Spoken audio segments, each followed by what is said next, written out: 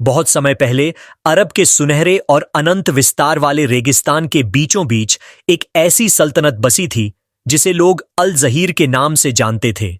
यह सल्तनत कोई साधारण स्थान नहीं था। यहां की रेत सूरज की पहली किरण पड़ते ही सोने की तरह चमकने लगती थी और रात के समय चांदनी में यह चांदी की चादर जैसी प्रतीत होती थी। अल जहीर अपनी विशाल मीनारों, संगमरमर के महलों और ठंडे पानी के झरनों के लिए मशहूर था, जो तपते रेगिस्तान के बीच एक करिश्मे जैसा लगता था। इस महान सल्तनत की बागडोर रानी ज़ाहरा के हाथों में थी। रानी ज़ाहरा न केवल अपनी अतुलनीय सुंदरता के लिए जानी जाती थी, बल्कि उनकी वीरता के किस्से सरहदों के पार तक गूंजते थे। उन्होंने कई युद्धों में अपनी सेना का नेतृत्व किया था और अपनी प्रजा को एक मां की तरह स्नेह दिया था।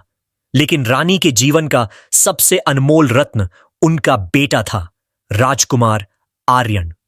राजकुमार आर्यन बचपन से ही अन्य बालकों से भिन्न था। जहां अन्य राजकुमार केवल तलवारबाजी और शिकार में रुचि रखते थे, आर्यन को प्राचीन ग्रंथों, सितारों की चाल और वनस्पतियों के ज्ञान में भी उतनी ही दिलचस्पी थी। वह जितना बलवान था, उससे कहीं अधिक बुद्धिमान और विनम्र था। एक शांत शाम की बात है, जब सूरज क्षितिज के पीछे छिप रहा था और आसमान में नारंगी और बैंगनी रंगों की छटा बिखरी हुई थी। रानी ज़ाहरा और नन्हा आर्यन महल की छत पर बैठे थे। दूर रेगिस्तान की ठंडी हवाएं चल रही थीं। रानी ने आर्यन का हाथ थामते हुए कहा, मेरे बेटे, यह रेगिस्तान जितना सुंदर दिखता है, अपने भीतर उतने ही गहरे रहस्य समेटे हुए हैं। यहां की रेत के नीचे ऐसी शक्तियां दबी हैं जो दुनिया को बना भी सकती हैं और मिटा भी सकती हैं। आर्यन ने जिज्ञासा से पूछा, कैसी शक्तियां मां? क्या उन कहानियों की तरह जो आप मुझे सुनाती हैं? रानी मुस्कुराई और उनकी आंखों में एक अजीब सी चमक आ गई। उन्होंने धीमी आवाज में कहा, हां आर्यन, सबसे बड़ा रहस्य है रेगिस्तान का जादुई चिराग। प्राचीन ग्रंथों के अनुसार वह चिराग केवल एक प्रकाश का स्रोत नहीं है, बल्कि वह अनंत ऊर्जा और जीवन का भंडार है। कहते हैं कि उस चिराग की लौ में वह शक्ति है जो मृतप्राय शरीर में प्राण फूंक सकती है और दुनिया के किसी भी असाध्य रोग को जड़ से मिटा सकती है। लेकिन वह चिराग केवल उसी को मिलता है जिसका हृदय शुद्ध हो और संकल्प अडिग। आर्यन ने उन शब्दों को अपने हृदय में उतार लिया। उसे तब नहीं पता था कि एक दिन ये कहानियां उसके जीवन की सबसे बड़ी सच्चाई बनने वाली हैं। वर्ष बीतते गए। आर्यन अब एक गबरू जवान और अत्यंत बुद्धिमान राजकुमार बन चुका था। उसकी आंखों में वह तेज था जो शत्रुओं को भयभीत कर देता, और उसकी मुस्कान में वह सौम्यता थी जो प्रजा का दिल जीत लेती। रानी ज़ाहरा को अपने बेटे पर गर्व था। सल्तनत में शांति थी और चारों ओर खुशहाली का माहौल था। एक दिन रानी ज़ाहरा अपने मनपसंद बगीचे में टहलने गई। यह बगीचा रेगिस्तान के बीच एक स्वर्ग जैसा था, जहां दुर्लभ प्रजाति के फूल खिले रहते थे। रानी को फूलों से विशेष लगाव था, खासकर उन सफेद गुलाबों से जो केवल अल जहीर की मिट्टी में ही उगते थे। बगीचे के एक एकांत कोने में, जहां घनी झाड़ियां और दुर्लभ झद्दी बूटियां थीं, रानी एक विशेष पुष्प की ओर बढ़ी। वे उस फूल की सुगंध लेने के लिए जैसे ही झुकी, झाड़ियों के बीच से एक काली परछाई बिजली की गति से बाहर निकली। वह एक अत्यंत विषैला काला सहरा सांप था। उसका रंग रात जैसा काला था और उसकी आंखों में लाल चमक थी। इससे पहले कि रानी कुछ समझ पाती, उस जहरीले जीव ने रानी के पैर पर गहरा दंश मार दिया। रानी के मुंह से एक चीख निकली, लेकिन अगले ही पल उन्होंने अपना साहस बटोरा। असहनीय दर्द के बावजूद उन्होंने म्यान से अपना रत्न जद्दित खंजर निकाला और एक ही वार में उस सांप के 2 टुकड़े कर दिए। सांप तो मर गया, लेकिन उसका जहर साधारण नहीं था। वह जहर सीधा रानी के रक्त में मिल चुका था। रानी की आंखों के सामने अंधेरा छाने लगा। उनके पैर सुन्न हो गए और वे वहीं बेसुध होकर गिर पड़ी। जब सैनिकों ने रानी को अचेत अवस्था में बगीचे में पाया, तो पूरे महल में हड्डकंप मच गया। उन्हें तुरंत उनके शाही शयन कक्ष में ले जाया गया। राज्य के सबसे बड़े हकीमों और वैद्यों को बुलाया गया, लेकिन कोई भी उस जहर का तौद नहीं ढूंढ पा रहा था। रानी का शरीर नीला पट ढहने लगा था और उनकी सांसें उखड़ने लगी थीं। जैसे ही यह खबर राजकुमार आर्यन को मिली, वह बदहवास होकर महल पहुंचा। अपनी मां को इस हालत में देखकर उसका कलेजा मुंह को आ गया। उसने तुरंत आज्ञा दी कि राज्य के सबसे दुर्गम पहाड़ों पर रहने वाले प्राचीन साधु अलमुनी को ससम्मान यहां लाया जाए। साधु जब महल पहुंचे तो उन्होंने रानी की नब्ज जांची और उनके चेहरे के बदलते रंगों को गौर से देखा। उनकी चिंता बढ़ती जा रही थी। आर्यन ने व्याकुल होकर पूछा, महात्मा, क्या मेरी मां ठीक हो जाएंगी? कोई भी औषधि काम क्यों नहीं कर रही? साधु ने लंबी सांस ली और आर्यन की आंखों में झांक कर कहा, राजकुमार, यह कोई साधारण सर्प नहीं था। यह अजराख का दूत था, जिसका जहर जादुई शक्तियों से अभिमंत्रित होता है। संसार की कोई भी जड्डी बूटी इस जहर को नहीं काट सकती।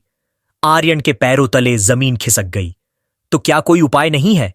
साधु ने गंभीर स्वर में कहा, उपाय केवल एक है, जिसके बारे में रानी अक्सर तुम्हें बताया करती थी। तुम्हें उत्तर की दिशा में स्थित अनंत रेत के महल से वह प्राचीन चिराग लाना होगा। उस चिराग के भीतर रहने वाली रूह ही इस जादुई जहर को सोख सकती है और रानी को नवजीवन दे सकती है। साधु ने आगे चेतावनी दी, लेकिन याद रहे राजकुमार, वह रास्ता मौत के जब्धे में जाने जैसा है। उस चिराग की रक्षा एक अत्यंत शक्तिशाली और क्रूर जादूगर कर रहा है। वह पहले तुम्हारी बुद्धि, फिर तुम्हारे साहस और अंत में तुम्हारे चरित्र की परीक्षा लेगा। यदि तुम असफल हुए तो तुम कभी लौटकर नहीं आओगे।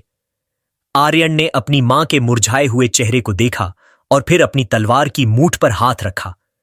उसकी आंखों में आंसू नहीं, बल्कि फौलादी दृढ़ता थी। उसने कहा, मेरी मां ने मुझे सिखाया है कि कायरता ही सबसे बड़ा जहर है। मैं चिराग लेकर आऊंगा, चाहे मुझे काल से ही युद्ध क्यों न करना। पड्डे। अगली सुबह, जब सूरज अभी निकला भी नहीं था, आर्यन ने अपनी यात्रा की तैयारी की।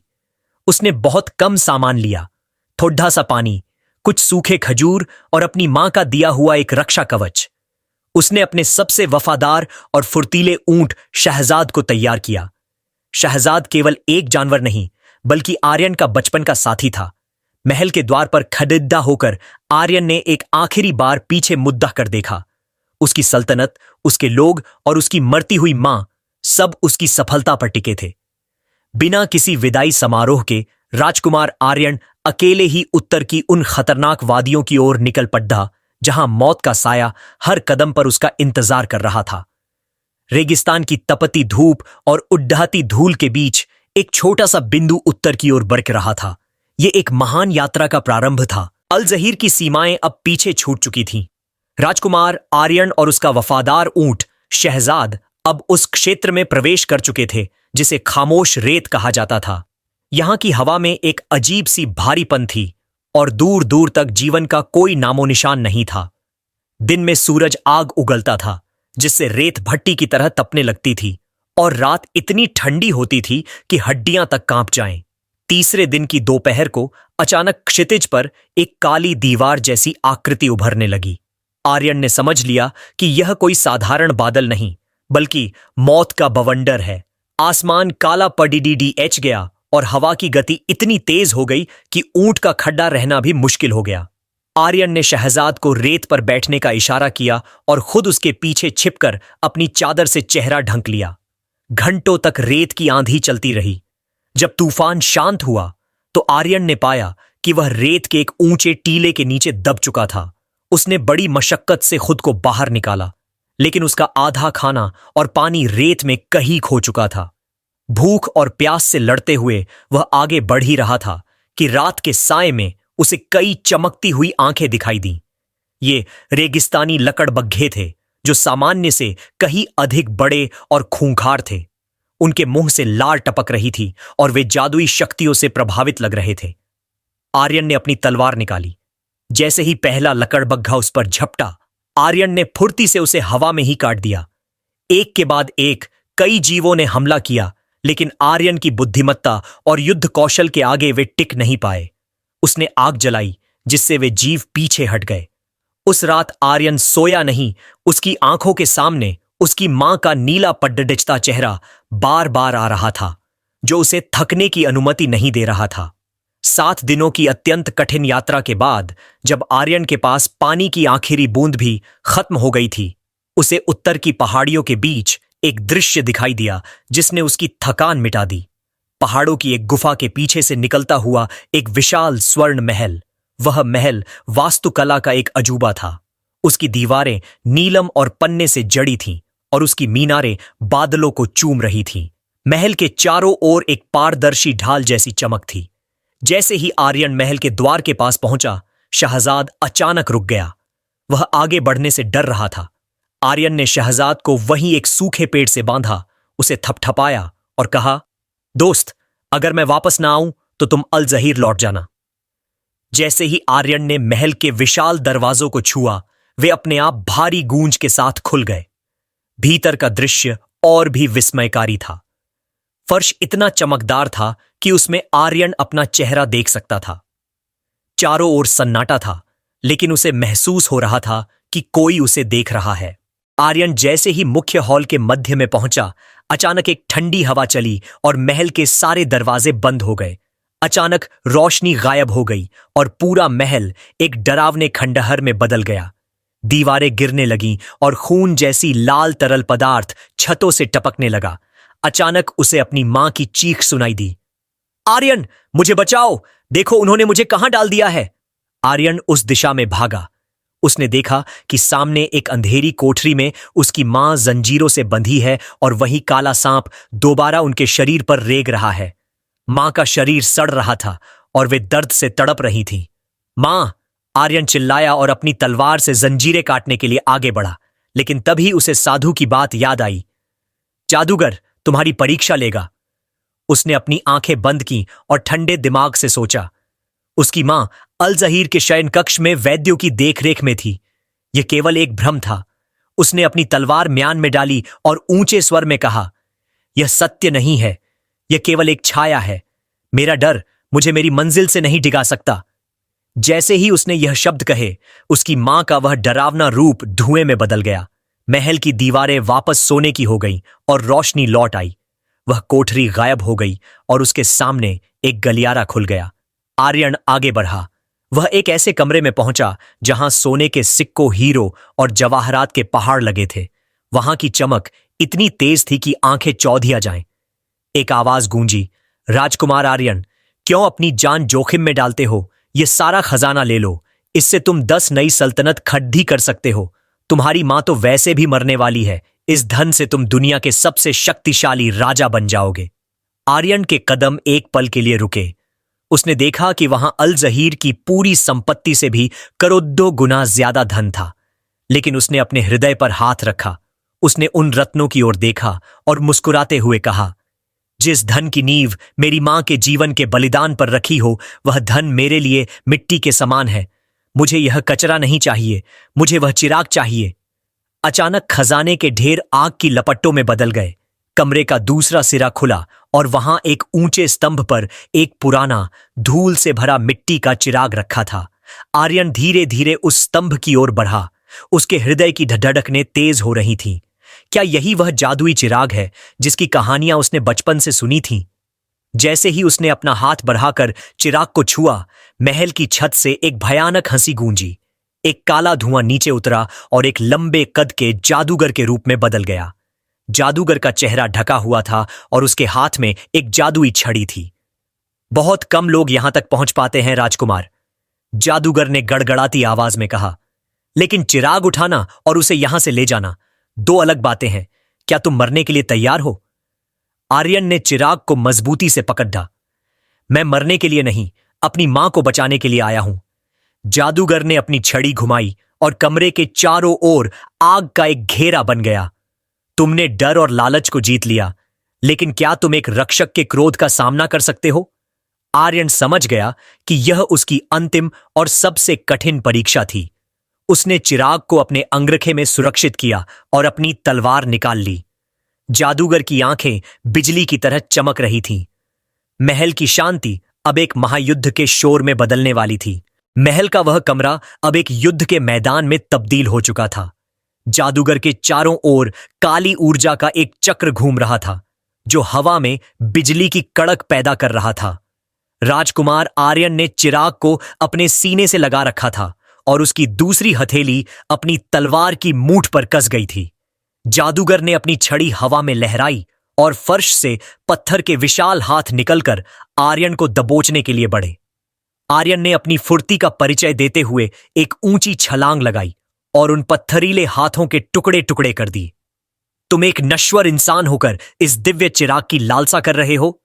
जादूगर की आवाज दीवारों से टकराकर गूंज रही थी। उसने अपनी उंगलियों से आग के गोले छोड़ने शुरू किए। आर्यन ने अपनी तलवार की ढाल बनाकर उन गोलों को रोका, लेकिन आग की तपिश उसके चेहरे को झुलसा रही थी। तभी उसे अपनी मां के शब्द याद आए, बल और बुद्धि का सही संतुलन ही विजय दिलाता है। उसने गौर किया कि जादूगर जब भी हमला करता था, उसके सीने पर लगा एक नीलम का ताबीज तेज चमकता था। आर्यन समझ गया कि जादूगर की शक्ति का स्रोत वही ताबीज है। आर्यन ने पीछे हटने का नाटक किया और जैसे ही जादूगर ने एक बड़ा हमला करने के लिए हाथ उठाए, आर्यन ने अपनी पूरी ताकत से अपनी तलवार उस ताबीज की ओर फेंक दी। तलवार हवा को चीरती हुई सीधे ताबीज से जा टकराई। एक कान फोड़ देने वाला धमाका हुआ और पूरा महल हिल गया। धुआं छंटा तो आर्यन ने देखा कि वह भयानक जादूगर अब अपनी डरावनी शक्ल खो चुका था। उसकी जगह एक वृद्ध, सौम्य और थका हुआ व्यक्ति खड़ा था। उसकी आंखों में अब क्रोध नहीं बल्कि संतोष था। तुमने कर दिखाया राजकुमार, उस व्यक्ति ने कमजोर आवाज में कहा। आर्यन हैरान रह गया। तुम कौन हो? तुमने मुझ पर हमला क्यों किया? बूढ़ा रक्षक मुस्कुराया और बोला, मैं इस महल का रखवाला हूं। सदियों पहले मुझे इस चिराग की रक्षा का श्राप मिला था। हजारों लोग यहां आए, लेकिन वे सब या तो डर के मारे भाग गए या लालच की भेंट चढ़ गए। केवल वही व्यक्ति इस चिराग का असली स्वामी बन सकता था जो अपनी जान से ज्यादा दूसरों के जीवन को महत्व दे। तुम्हारी तलवार ने मेरे ताबीज को नहीं बल्कि उस श्राप की बेड़ियों को काट दिया है। अब मैं आजाद हूं। इतना कहते ही वह रक्षक धीरे धीरे सुनहरी धूल में बदलने लगा। गायब होने से पहले उसने कहा, चिराग को रगड़ो राजकुमार, वह तुम्हारा इंतजार कर रहा है। लेकिन याद रखना, जिन्न की शक्ति असीमित है, उसे केवल एक शुद्ध संकल्प ही नियंत्रित कर सकता है। जादूगर के गायब होते ही पूरा महल शांत हो गया। अब वहां केवल आर्यन था और वह मिट्टी का पुराना चिराग। आर्यन ने कांपते हाथों से चिराग को उठाया। उसने अपने अंगरखे के किनारे से चिराग पर जमी सदियों पुरानी धूल को साफ करने के लिए उसे रगड़ा।